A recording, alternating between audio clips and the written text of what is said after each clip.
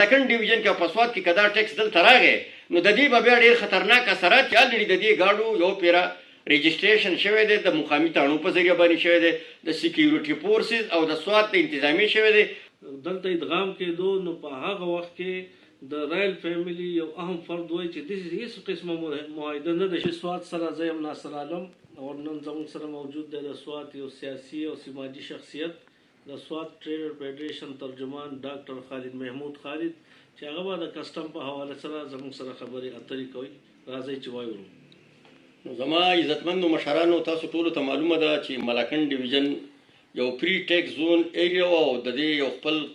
آئینی قانوني حیثیت په 1969 کې چې کله سوات په پاکستان کې مدغم کېدو نو په هغه وخت کې حکمرانانو دا لوازمې زموږ سره کړې وې دا معاهدې زموږ سره کړې وې چې دا به دغسې پری ټیکس زون ایریا به وي. بیا وختن په وختن باندې حکمرانان راغلي دي ملاکنډ ډیویژن ته د ټیکسونو په نامه باندې دلته ټیکسونه راوړل خو د هغې بیا موږ سیاسي مشرانو د بازار مشرانو د دې علاقې سپینروبو برپور په مخالفت سره هغه ټیکسونه بیا واپس شوي دي. نو د 50م ترمیم آئینی منظورېدو په حواله باندې په هغې کې د ملاکنډ ډیویژن چې کم آئینی او قانوني حیثیت و هغه حیثیت زموږ د ملاکنډ ډیویژن ختم شو. دلته 246 او 247 چې کم ارټیکل موجود وي نو هغه د بدقسمتۍ نه د انضمام په شکل کې هغه مکمل طور باندې زموږ نه ختمې کړي. بیا موږ حکمرانان په دې خبره باندې مجبور کړل چې تاسو کله ملاکنډ ډیویژن ته یا یوې علاقې ته نوی قانون راوړئ نو په هغې کې به د هغې علاقې مشران سټیک هولډر چې ورته ویلی کېږي هغه به تاسو باقاعده طور باندې کمیشنر یا ډیپټي کمیشنر به هغه په اعتماد کې دا مشران بالي. خو د بدقسمتۍ نه دا فیصله ونه شو خو د انصاف حکمرانانو حکومتو هغو دا دلته کې راوړو د هغې دپاره بیا د سوات فیډریشن مشرانو او نور سیاسي مشرانو د هغې دپاره جدوجهد مسلسل وکړو او حکومت یې په دې خبره باندې مجبور کړو چې دا ټیکس چې دی دا تاسو چونکې غیر آئیني راوړی دا تاسو واپس والئ. نن د اف بي آر په شکل کې موجوده نگران حکومت دلته په ملاکنډ ډیویژن کې کسټم ایکټ دلته د راوستلو کوشش کوي. هغه په دې شکل کې کوي چې تاسو سره دلته نان کسټم پیډ ګاډي دي. دا نان کسټم پیډ ګاډي چې چونکې دلته په دې ملاکنډ ډیویژن کې او په سوات کې په دې 9 ضلعو کې دلته موجود دي دا سہولت چې دی دا موږ له الله تعالی دلته راکړی دی آئین موږ له راکړی دی قانون موږ له دلته دا راکړی دی چې دا دلته کې هېڅ قسمه ټیکس نشتی. دا ګاډي چې راغلي دا هم په دې چیک پوسټونو باندې دلته سوات ته او ملاکنډ ډیویژن دې ټولو ضلعو ته راغلي دي. خو نن د بدقسمتۍ نه اف بي آر په هغې کې ناکامه شو. د اف بي آر دفتر یې دلته په ساکوټ کې په سوات کې دلته جوړېدی نو هغه د سوات فیډریشن مشرانو د صدر عبدالرحیم صاحب په مشرۍ کې یو قسمه برپور مزاحمت وکړو. هغه دفتر یې ختمې کړې. هغو ولګېدل چې د دې اختیاري ایکسایز اینډ ټیکسیشن له ورکړو چې تاسو د دې ګاډو دوباره ډاکومنټیشن وکړئ. نو تاسو ټولو ته معلومه ده چې د هغې دپاره بیا اعلان حکومت وکړو چې تاسو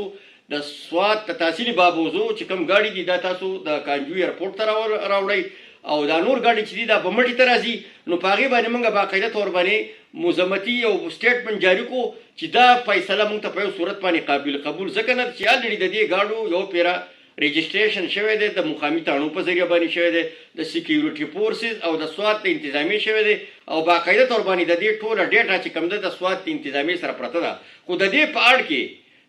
اړ کې حکمرانان دا غواړي چې دلته کې موږ د دې ټوله ډیټا راغونډه کړو او بیا سباله د دې ګاډو باندې موږ لاس واچو او د دې دپاره چې بیا کوم سټامپ پیپر دغه کېږي د دې دپاره چې بیا کوم لوازمات نور کاغذات دغه کېږي 1500 روپۍ په هغې باندې لګي. خلک زموږ د سوات روان شو د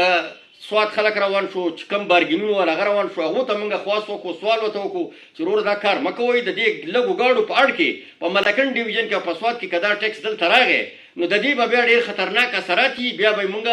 قابو کولی نه شو. د هغې لنډ مثال در در کوم چې دلته بیا په پراپرټۍ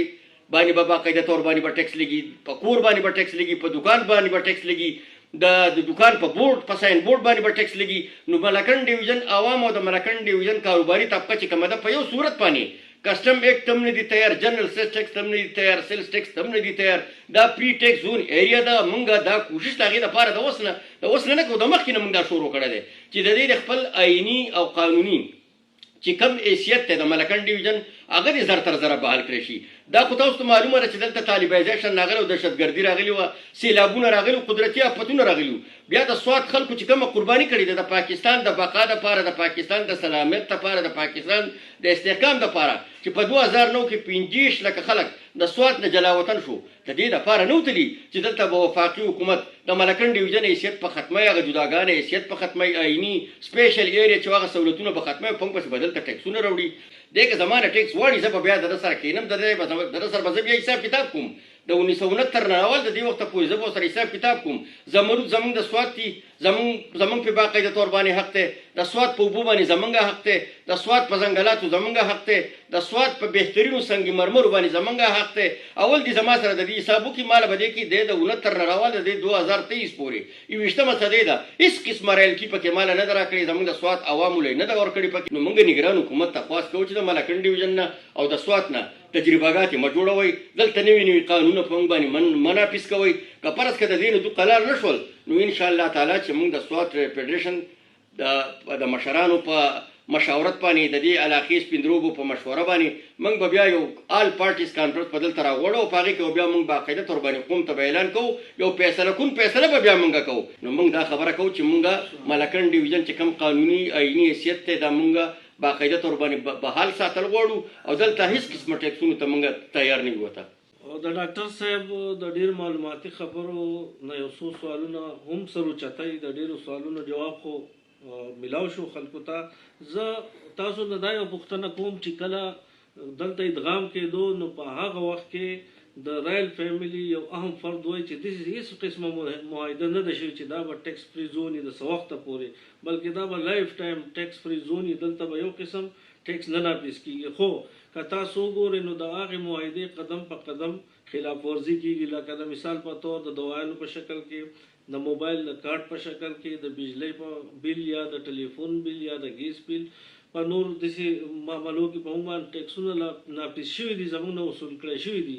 نن چې د کسټم خبره راځي یا د جنرال سیلز ټیکس خبره راځي تاسو د هغې خلاف خو اواز اوچتوئ خو په دې وړو سطحه روزانه په بنیاد چې کوم ټیکسونه زموږ نه اخیستی کېږي یا د دې سواد د قوم نه اخیستی کېږي په دغه اړه باندې ستاسو فیډریشن یا ستاسو سیاسي ګوندونه څه قدمونه اوچتوي نو په دغه حواله به زه دا خبره وکړم چې تاسو ټولو ته معلومه ده چې دلته د سوریګیس په بل کې باقاعده طور باندې جنرال سیلز ټیکس په وصول کېدو دا په 2011 کې باقاعده طور باندې عدالتونو د قوم په حق کې فیصله کړې ده هغه یې کلادم ګرځولې ده نن که تاسو د ګیس بل وګورئ په هغې کې هېڅ قسمه ټیکس نه راځي بیا د بجلی په بل کې چې کوم جنرال سیلز ټیکس راتو هغه په 2012 کې د الله په مهربانۍ باندې زمونږ د مشرانو په کوششونو باندې هم عدالت فیصله کړې ده د پی ټي سی ایل په ټلیفون کې سیلز ټیکس په راتو هغه هم باقاعده طور باندې د عدالت په ذریعه باندې شوې ده اوس هم د تاجر برادرۍ د مشرانو موږ په های کورټ کې منګوره دارالقضا کې اوس هم دغه کم ټیکسونه چې زما د ورور ناصر عالم یاد کړل په دې باندې باقاعده طور باندې موږ کیس پې داخل کړی دی خو انډایرکټ زموږ نه ټیکس اخیستی کېږي انډایرکټ هغه تاسو د باټا پیزارو ته لاړ شئ که تاسو د سروس دکان ته لاړ شئ یا تاسو که د وایانو لاړ شئ په هغې کې زموږ نه باقاعده طور باندې اخیستی کېږي خو د دغې دپاره موږ باقاعده طور باندې د عدالت دروازه کټکټاو کړې ده او په عدالتونو کې زموږ د دغې په خلاف باندې باقاعده مقدمه روانه ده موږ د یو قسمه ټیکس نه غافله شوي نه یو چې څه شی راغلی دی موږ باقاعده طور باندې هغه قوم ته هم ښولی دی او په هغې باندې موږ تللي وو عدالتونو ته په هغې کې موږ په عدالتونو کې کیسونه جمع کړي دي دا و ډاکټر خالد محمود چې تاسو د هغو خبرې په وي سوات واورېدې د بل میلمه نه راتلو په اجازت غواړو د الله په امان